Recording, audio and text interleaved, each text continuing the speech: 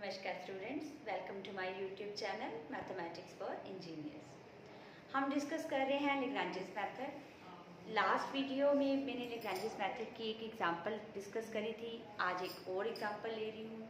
एक different concept इसमें मैंने आपको समझाना है कि हमने मैक्सिमा और मिनिमा लेग्रांजेस मेथड में किसी पॉइंट पे देखना हो कि इस पर मैक्सिमा बन रहा है या मिनिमा, तो वो कैसे करेंगे। क्योंकि मैंने लेग्रांजेस की अगर आप सबसे पहली वीडियो देखो तो उसमें मैंने बताया था कि इस मेथड का ड्रॉबैक है कि ये हमें एक्सट्रीम पॉइंट तो बता देता है, लेकिन मैक्सिमम और मिनिमम वैल्यू के बारे में हमें आगे फर्दर डिस्कशन करनी पड़ती है। तो इस क्वेश्चन में हम उसको डिस्कस करेंगे। ये क्वेश्चन बहुत ही इंपॉर्टेंट है। मैं 4-5 जितने भी क्वेश्चन लूँगी लेग्रांजेस के, वो सारे ही यूनिवर्सिटी एग्जाम्स में आए हुए क्वेश्चन लूँगी, सो दैट आपको एग्ज़ाम्स प्रिपेयर करने में हेल्प रहे। तो पहला क्वेश्चन स्टेटमेंट क्या है, find minimum value of x square plus y square plus z square. तो हमारा फंक्शन कौन है, x square plus y square plus z square, given that x y z is equal to a cube. तो हमारी condition क्या है, x y z is equal to a cube. आपको मैंने समझाया था कि लेग्रांजेस मेथड में हमें दो चीज़ें चाहिए होती, एक तो फंक्शन जिसको हमने मैक्सिमाइज या मिनिमाइज जो भी वैल्यू देखनी है, और एक कंडीशन।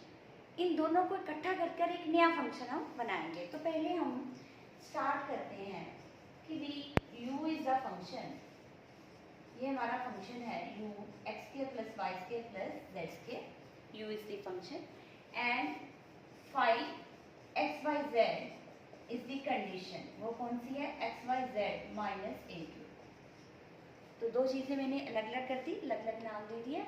एक को u दे दिया जो फंक्शन है जिसकी आप मिनिमम वैल्यू फाइंड आउट करना चाहते हो, और एक है हमारे पास कंडीशन, वो कौन सी है, x y z equal to a cube. उसको हमने इस तरह से लिख दिया। अब लेग्रांजेस मेथड लगाने के लिए हम क्या करते होते हैं, एफ इक्वल टू जो हमारा फंक्शन है, फंक्शन कौन सा है, u plus lambda time five. इन दोनों को इकट्ठा करके लिख देंगे, क्योंकि कंडीशन एक है इसलिए मैंने इसको लेमडा टाइम फाइव लिख दिया जो भी कंडीशन थी। तो एक नया फंक्शन बना दिया। यही लेग्रांजेस मेथड है। जिसको भी प्रॉब्लम आ रही है तो ये वेरी स्टार्ट वीडियोस देखिए लेग्रांजेस में कि भाई ये किस तरह से हम फंक्शन कंस्ट्रक्ट करते हैं।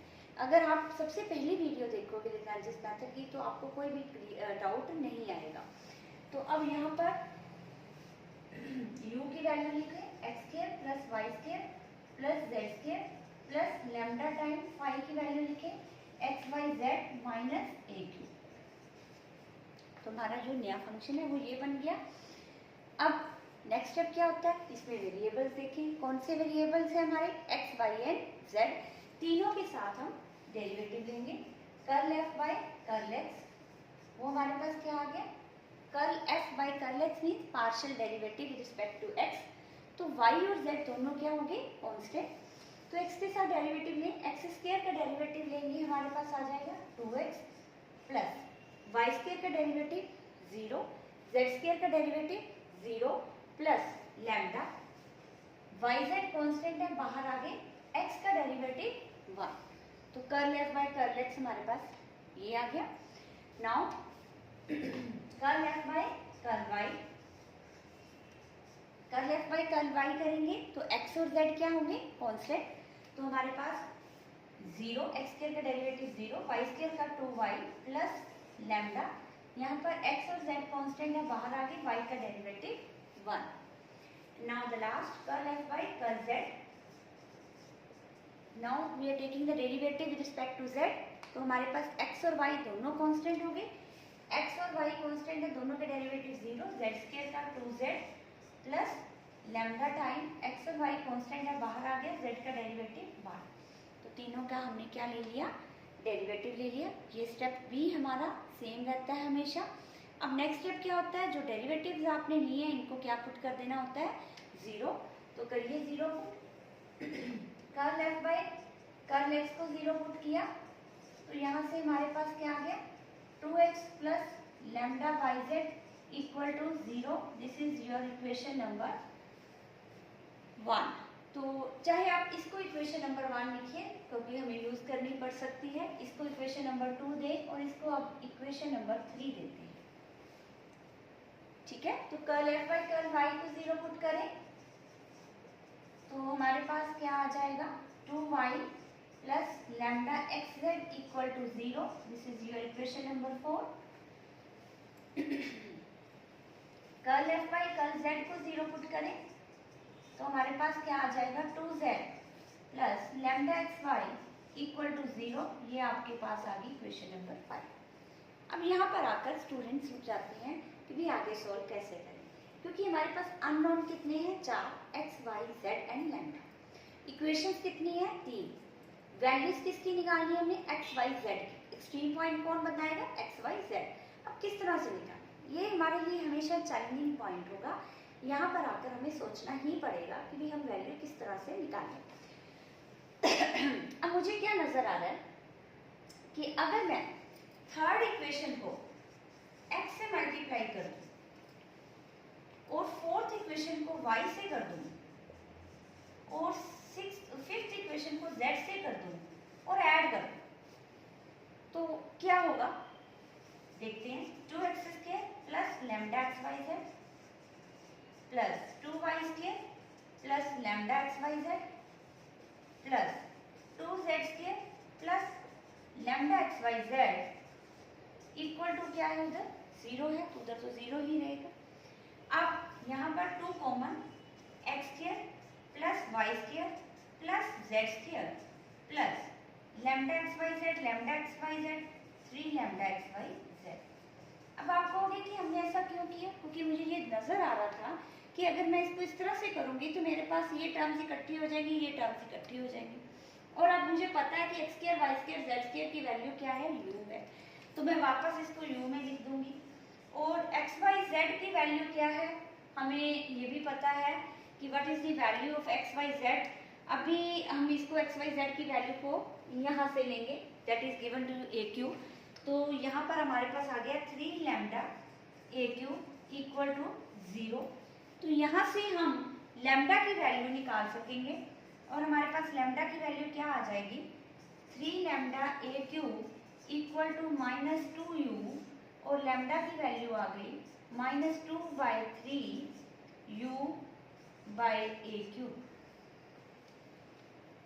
मैंने सिर्फ लैम्डा की वैल्यू को निकालने के लिए ये सारा स्टेप किया है कि एक ही फॉर्म में आ जाए। इतने सारे एक्स वाई जेड हैं, अगर उस तरह से हम करेंगे तो कुछ भी नहीं बन रहा, किसी में एक्स आ जाएगा, किसी में वाई आ जाएगा, तो इकट्ठा होकर एक यू रह गया और एक ए रह गया मेरे पास। एक बार फिर देखें, थर्ड इक्वेशन को एक्स से मल्टीप्लाई, फोर्थ को वाई से और फिफ्थ को जेड से ऐड किया और वहाँ से हमारे पास x square plus y square plus z square आया, उसकी वैल्यू मैंने यू लिखी जो फर्स्ट इक्वेशन से है। एक्स वाई जेड की वैल्यू मैंने लिखी ए क्यूब जो हमें कंडीशन दी हुई थी, वहाँ से लैम्डा की वैल्यू ये आ गई। अब लैम्डा की वैल्यू जो आई है इसको नाम दे दें इक्वेशन नंबर 6। अब हम इसको यूज करेंगे इक्वेशन नंबर 3 में और वहाँ से हम एक्स की वैल्यू निकाल लेंगे। निकालिए, यहाँ से आप एक्स की वैल्यू निकालिए। Implies use 6th equation in third, fourth and fifth. Use 6th equation in third, fourth and fifth. तो वहां से हमारे पास क्या आ जाएगी, राइट, 2x प्लस लैम्डा की जगह पर क्या लिखेंगे हम, -2/3 u by a cube y z equal to 0। अब यहाँ से 2x is equal to 2/3 u a cube y z, 2 से 2 कैंसल, x की वैल्यू आ गई u by 3 a cube y z. ध्यान से देख लीजिए, यहाँ पर मैंने 2x को 2x लिखा रहने दिया, लैम्डा की वैल्यू डाली, yz लिखा रहने दिया और x को एक साइड पे रख दिया, यहाँ से x की वैल्यू निकाल ली। सिमिलरली आप फोर्थ इक्वेशन से y की वैल्यू निकाल लें और फिफ्थ इक्वेशन से z की वैल्यू निकाल लें। Now from fourth 2y plus -2/3 u by a cube x z equal to 0। यहाँ से 2y equal to 2u by 3 a cube x z ये 2 से 2 cancel, y is equal to ये आ गया। इसको हम इक्वेशन नंबर 7 कह देते हैं, इसको 8 कह देते हैं। सिमिलरली फिफ्थ इक्वेशन से फ्रॉम फिफ्थ इक्वेशन z की वैल्यू आएगी u by 3a³। Now from this हमारे पास रह जाएगा x एंड y। ये आप कर सेम देखोगे और इसको हम कहेंगे इक्वेशन नंबर 9। तो इसको सारा अच्छी तरह से समझ लीजिए। मैंने x y z निकाला, सबसे पहले लैम्डा निकाला, अब ये सारी वैल्यूज हमने निकाल ली। अब आगे क्या करना है? आगे करना है, हमने क्या निकालनी थी? Minimum value. मुझे तो x y z मिल गया, x y z means extreme point मिल गया। अब ये एक्सट्रीम पॉइंट हम डालकर देखेंगे कि u हमें वैल्यू क्या देता है। What will be the value of u for this extreme point?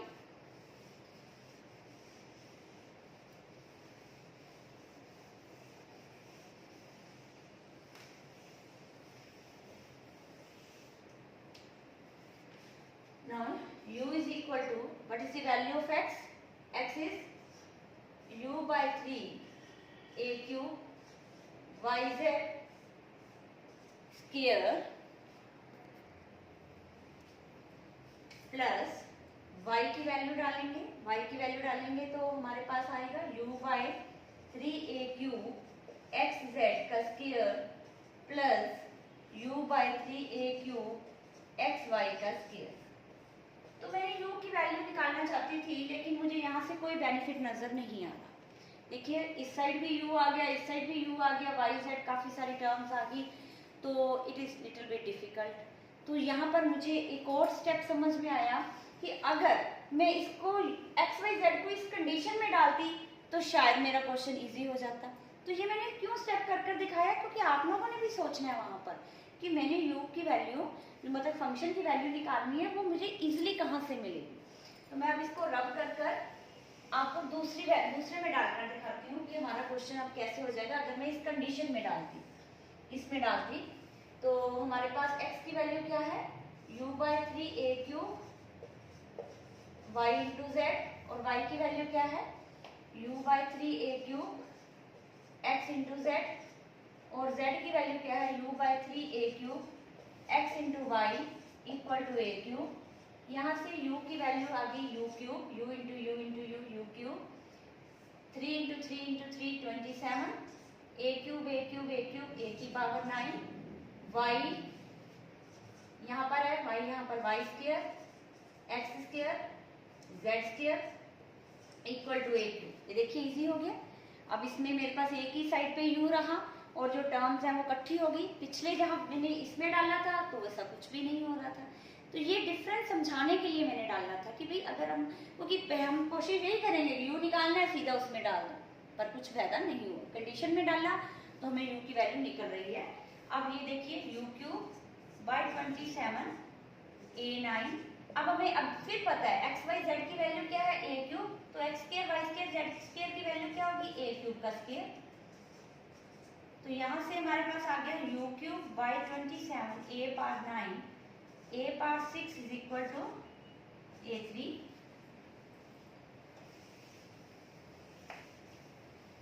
तो ये हमारे पास u³ इज इक्वल टू, ये इसके साथ कैंसिल हो गया, a की पावर -3 उधर चला गया, नहीं a9 इधर भी है। पहले इसको कैंसिल करने से पहले a की power 6 is equal to a³ है।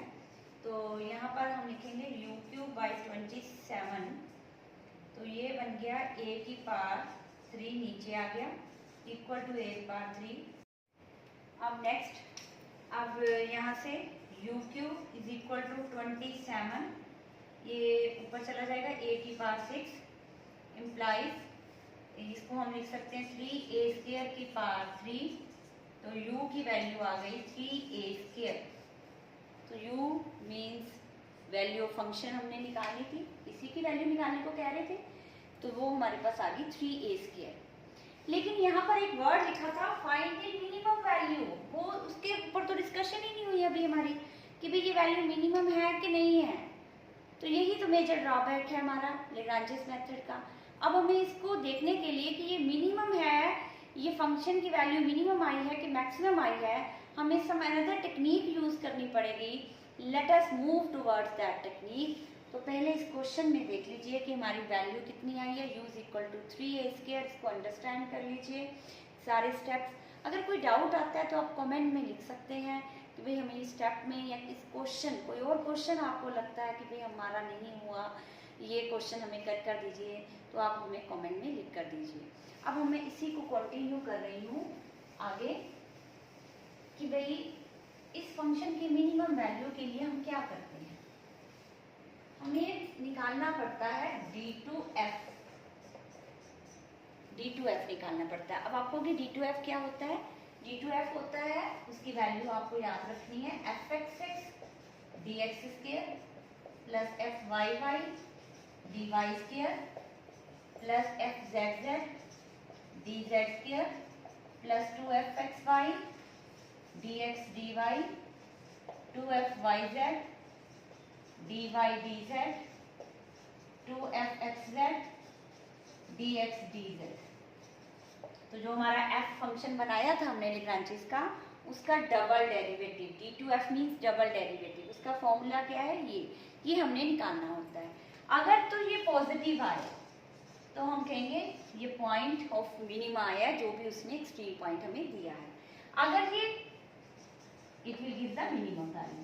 अगर ये नेगेटिव आया तो हम कहेंगे कि ये हमें मैक्सिमम दे रहा है, मैक्सिमम जो भी पॉइंट निकला एक्सट्रीम पॉइंट वो हमें मैक्सिमम वैल्यू दे रहा है।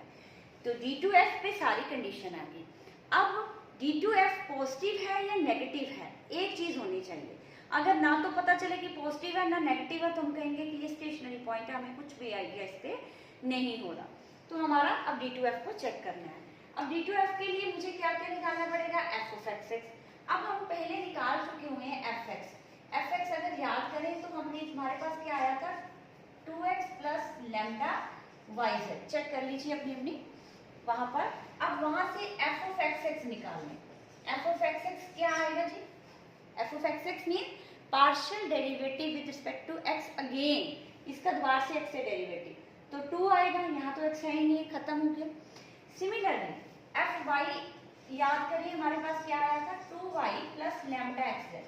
आप अपनी कॉपीज में पीछे देख सकते हो, वीडियो को भी पीछे से देख सकते हो कि fy ये आया था। f(y) हमारे पास क्या आएगा 2, क्योंकि partial derivative with respect to y, x और z is constant. Now similarly f(z) हमारे पास क्या आया था f(z) 2z plus lambda xy, तो f(z) क्या आएगा 2। अब हमें f(x)x, f(y)y, f(z)z तीनों निकाल लिए। अब ये तीनों भी तो निकालने पड़ेंगे, निकालिए। f(xy) मतलब अब इसका with respect to y derivative, fx जो ले चुके हो उसका with respect to y derivative, y derivative लीजिए इसका विद रिस्पेक्ट टू, ये तो 0 हो गया, तो यहाँ लैम्डा z कांस्टेंट है, वो बाहर आ जाएगा लैम्डा z। ओके, f(yz) मतलब जो fy आपने लिया हुआ उसका with respect to z derivative, 2y का 0 हो जाएगा। अब लैम्डा x कांस्टेंट है, वो बाहर आ जाएगा, z का डेरिवेटिव, लैम्डा x कांस्टेंट है वो बाहर आ जाएगा, z का derivative 1। Now the last f(xz), f(zx), f(zx), f(xz) one and same thing, लेकिन मैंने zx इसलिए लिया क्योंकि z का जो डेरिवेटिव लिया हो उसका विद रिस्पेक्ट टू x ले रहे हैं हम। तो यहाँ 0, यहाँ पर लैम्डा y कांस्टेंट है बाहर आ गया, x का डेरिवेटिव 1। अब ये सारी वैल्यूज यहाँ पर डाल दीजिए, put all the values here. D2F क्या आ गया हमारे पास 2 dx² plus 2 dy² plus 2 dz² plus 2 lambda z dx dy plus 2 lambda x dy dz plus 2 lambda xy lambda y dx dz।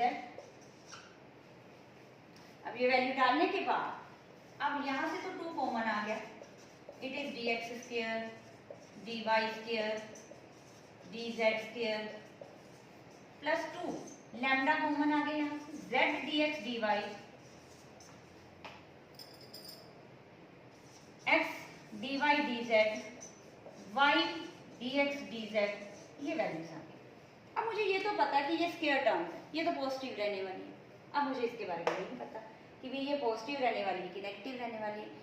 अगर तो ये पॉजिटिव है तो फिर तो हम कंक्लूड कर देंगे, अगर नेगेटिव है तो हम कुछ भी नहीं बता सकते। अब सारा जो है हमारा दारोमदार इस पे आकर खड़ा हो गया कि भाई अब ये बताओ कि ये पॉजिटिव है कि नेगेटिव है। अब हम फिर बैठ गए आराम से कि भाई हम सोचते हैं, देखते हैं कि भाई ये कैसे पता चले। फिर हमारा ध्यान क्या पड़ता है कि भाई एक कंडीशन भी तो थी हमारे पास, कंडीशन भी तो थी। अब हम कंडीशन की हेल्प ले लेते हैं भी, कुछ अगर वो हेल्प कर दे तो ये वाली इक्वेशन नंबर को हम 10 कहकर छोड़ देते हैं कि भाई इसको आकर हम देखते हैं कि 10 पहले कंडीशन के पास जाते हैं कि भाई आप हमारी हेल्प करो, बताओ कुछ कि भाई इसके बारे में अगर बता सकते हो। तो मैं ये सारा रब कर रही हूँ। I am leaving the equation number 10 only. अब जो आपके पास भी ऐसे किसी भी क्वेश्चन में प्रॉब्लम आ जाए तो हमने हेल्प किसकी लेनी होती है? फिर कंडीशन की। कंडीशन ही हमें कुछ ना कुछ आइडिया देगी। अब कंडीशन क्या थी हमारे पास? कंडीशन थी phi equal to x y z minus a. तो हम फाई का भी देख लेते हैं, अभी डी टू फाई निकाल लेते हैं। क्यों निकाल लेते हैं इसका रीजन भी अभी बताऊंगी। अभी मुझे नजर आ रहा है कि ये प्रोडक्ट टर्म वहां से निकल जाएंगे, इसलिए मैं उसको निकाल रही हूँ। डी टू फाई फॉर्मूला वही क्या, phi x x d x square plus phi y y d y square plus phi z z d z square plus phi x y d x d y plus phi y z d y d z plus phi x z d x d Z.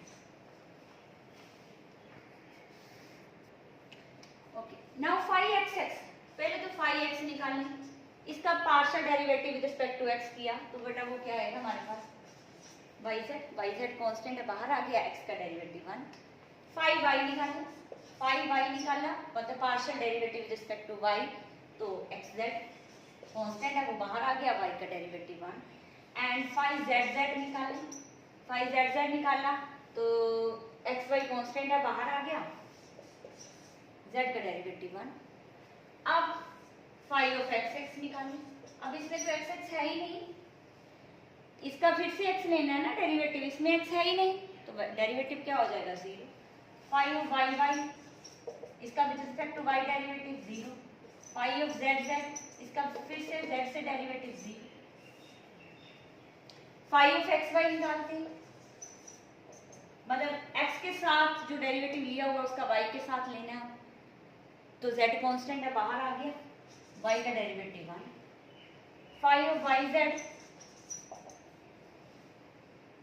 X constant है बाहर आ गया, z का derivative 1। Phi of z x, this is phi z, ध्यान से इसको correct कर लें, फाई जेड जेड लिखा हुआ था, इट इज फाई जेड, एक बार डेरिवेटिव लिया जेड के साथ, इसको इस तरह से लिख लीजिए। Phi of z z, z x, y constant है बाहर आ गया, एक्स के साथ डेरिवेटिव 1। अब ये वैल्यूज जाकर डाल दो, ये इक्वेशन नंबर 11 में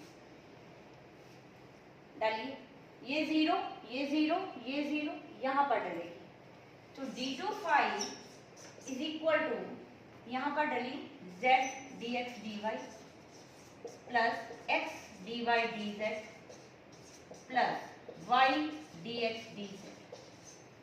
ये देखो वही आ गया, इसीलिए मैंने कंडीशन की हेल्प ली थी। अब अभी ये तो नहीं पता चला कि भी ये पॉजिटिव है कि नेगेटिव।